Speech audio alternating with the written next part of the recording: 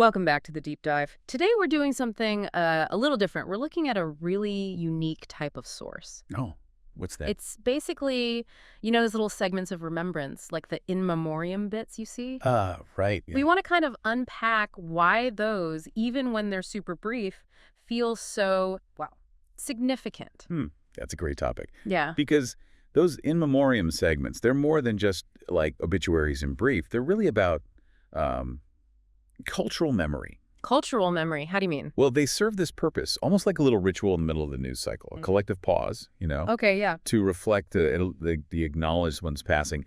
But the key thing is how they do it. They sort of condense a whole life story Right. into just one or two really memorable details that a wide audience can grab onto. They become these little public markers. That makes sense. And our source today is a perfect example. It's the passage in memoriam segment from CBS News Sunday Morning. Ah, yes, that's a classic one. Very distinct style. Exactly. And their stated goal is remembering notable figures who left us this week.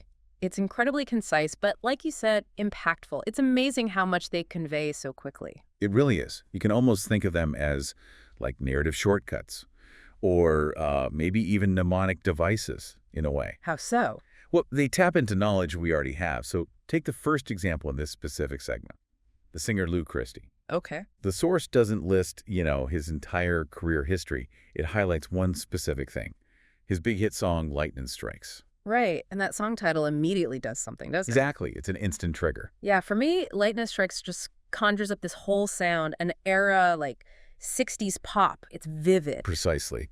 So that one detail anchors his memory not just to him, but to a whole cultural moment. It's incredibly efficient for, public recall. Yeah, really smart. And then the segment also mentions someone else, Norma Maris Swenson. Okay, I saw that name. And here, the source included a really interesting, subtle detail.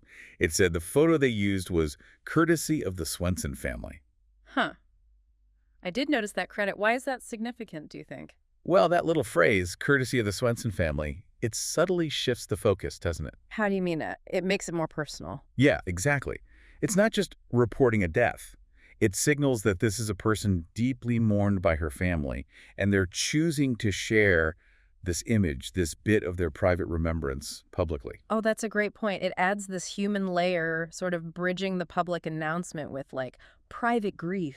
It really does. It shows these aren't just neutral facts being listed. They're curated moments, little narratives. Curated narratives. Yeah, they selectively activate things we already understand, or sort of mental frameworks, Hmm. whether it's the famous song or the family photo. These chosen fragments help us instantly place the person, understand their significance, even if we didn't know them personally. So, stepping back then, what is it about these really short passages? Why do they hit home? Why do we all sort of collectively pause for them? I think it taps into a pretty fundamental human need, to make sense of loss, but also to preserve legacies, even in small ways. Hmm. These brief moments, they offer this accessible entry point into someone's impact.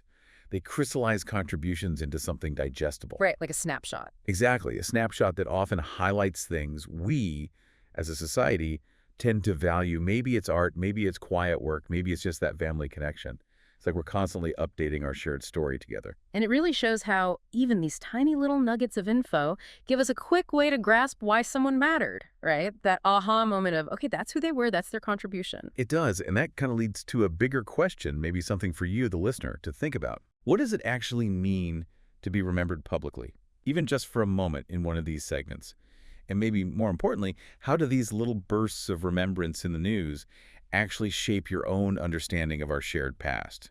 Maybe connecting dots you wouldn't otherwise connect. That's a really powerful thought. It's pretty amazing, isn't it? The weight and meaning packed into just a few seconds, a few words. Thanks for exploring this with us.